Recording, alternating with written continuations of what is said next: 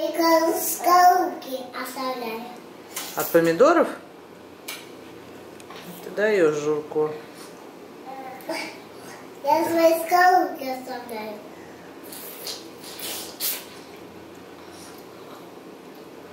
А свои скорлупки. Ава, надо кушать вилкой и ножиком. Вот посмотри, как надо ножиком разрезать мясо. Хорошая идея. Эта бедная Ава сует и нож, и вилку сразу в рот. Ну нет, у нас Жур так соображает в этом смысле. Да, Жур, покажи, Нелли, как ты можешь ножиком. А это умеет сама ложкой. Ну, ложкой, вилкой это понятно, но ножиком еще. А ты, Регата, же умеешь вилкой сама, правда? Я их ложкой так.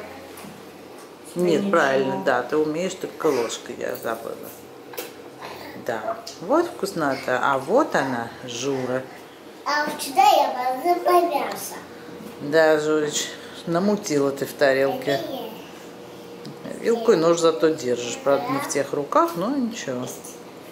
Ну, ешь руками. Да, не самая удачная съемка. Фу. Угу.